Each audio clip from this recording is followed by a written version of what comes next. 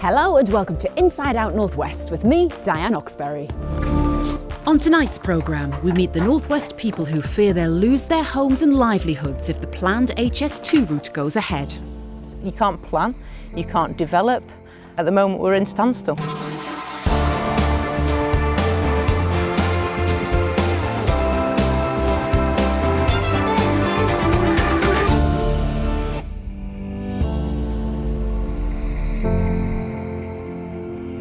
A decision is expected soon on whether the UK's most expensive construction project will go ahead.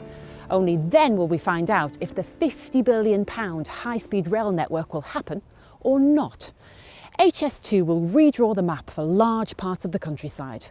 I've been walking some of that proposed route to meet the people who'll be directly affected by trains running at up to 250 miles an hour.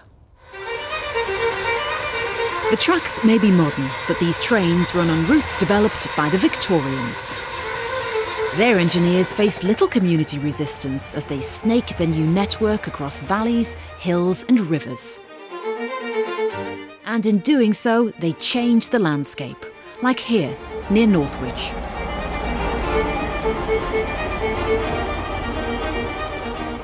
This is Dutton Viaduct, built in 1836. Its stunning arches represent what we now regard as one of the earliest marvels of engineering, and to this day it still carries the West Coast Main Line. So after 178 years, the question of whether this route remains fit for purpose is at the heart of the HS2 debate. Does the country need a brand new ultra-quick rail line linking London and Manchester? Or should the existing lines be improved? The government says the main line could soon be at full capacity. Railways are crowded, roads congested. The new north-south line HS2 is like a bypass, easing the strain on the clogged arteries of the system. HS2 would reduce the Manchester to London journey by an hour. But in doing so, it would also redraw the map, just as the Victorians did. Crewe is only a town because of the railway. Back in 1831, the population here was just 70 people, but a decision by the Grand Junction Railway soon changed that. The company built a line running from Birmingham to Warrington and decided that this area needed a station and workshops. As more workers flooded in, the railway company built the town to accommodate them. In effect, the station named the town. Within 30 years, the population had reached 40,000 and Crewe was established as a major railway junction. So the people here were staggered when the first plans for HS2 were unveiled. Instead of a station along the route, all they would be getting was a tunnel that would go under the town and out the other side without stopping. A new chairman at HS2 changed the plan again, giving Crewe that station, and 6 years earlier than first proposed. There's not many shops open here at the moment. I think it'll be a boost for the town personally. I do feel for those people who've got to move because it's probably going in their way. It is a complete and utter waste of money. North of Crewe, HS2 would follow the existing main line before cutting across fertile fields of the Cheshire Plain. Near High Lee, it forms a triangle where residents face being hemmed in by construction work for a decade. It's one of only 2 sites in the northwest where HS2 engineers accept their plans will have major impacts on the character of the landscape.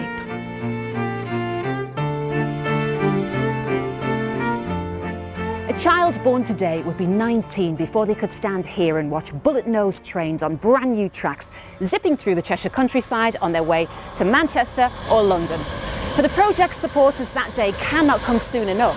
For its opponents, it's so far in the future, they feel they're living in limbo.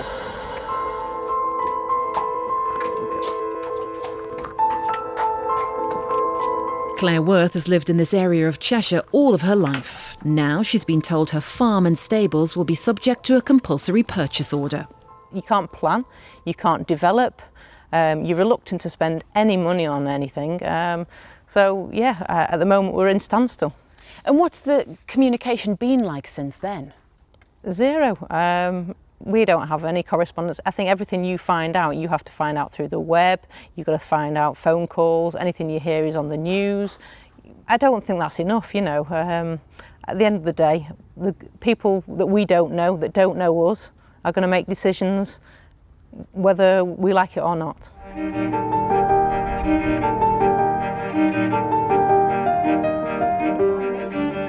Richard Clegg farms on land that was once tilled by the Romans. HS2 would run right through his fields. And you personally have made finds, haven't you? Oh, I have quern stones from 2,000 years ago. Wow. Roman coins, yes. Now your field is taped off. I taped it off to show the customers exactly where it was. They couldn't picture it in their minds. There's nothing like seeing it with your own eyes. I don't believe the case they've made economically for the Northwest. I think they're putting a spin on it. I think they could do more with what they have got already. What's the communication been like with HS2 Limited? What have they said to you? HS2 have said nothing to me. What, no letters, no communication at all? No letters, no communications, nothing at all. I've learnt from the press really, and from action groups that sprang up, but nothing at all. So we challenged HS2 to explain their actions. What would you say to those people who are disappointed and offended at the fact that they have received one letter which informs them that the line may come through their property and they've heard nothing else? All I can say is that I'm really sorry that they feel that way, and the only thing I can really do is give them assurance that once we know what the line of route is, we will make sure that as far as is humanly possible, every person that's going to be affected will have access to HS2 personnel at the end of a phone line, on social media and email, and face to face.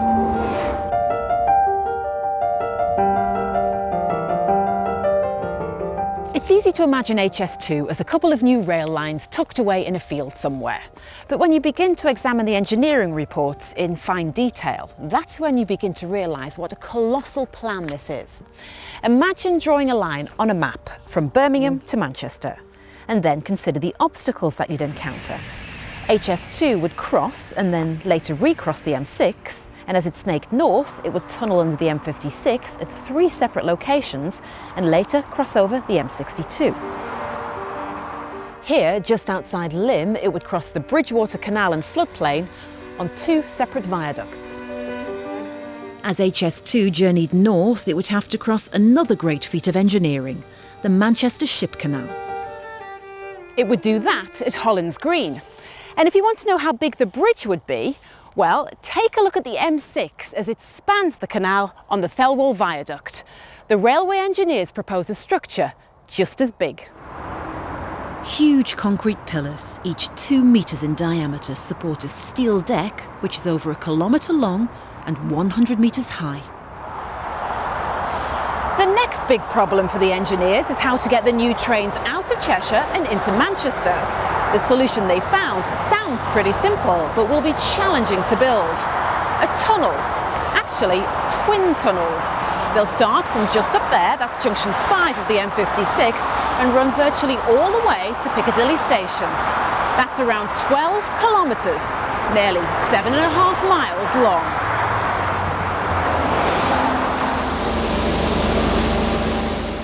HS2 say in building the tunnels they'd use technologies already applied to HS1 and London's Crossrail.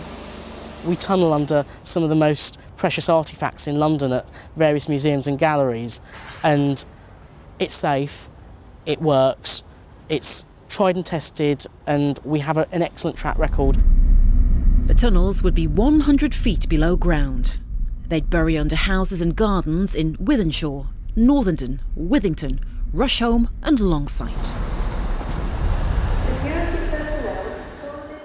At Piccadilly, HS2 would build a new station alongside the existing rail sheds. Supporters claim the scheme could help rebalance the divided economy of the south and north. If you invest in infrastructure, allow people to move about much more, then actually that helps to boost the economy. And the confidence of announcing a large infrastructure project means that business has confidence that there is investment going in from the government, and they choose to invest on the back of that. In my view, the chances of Manchester benefiting from high-speed rail are actually quite poor, because Japanese experience shows that cities actually can lose jobs when you improve services to and from a main city. In the case of Japan, Tokyo, in our case London, what it tends to do is exaggerate the importance of the main city.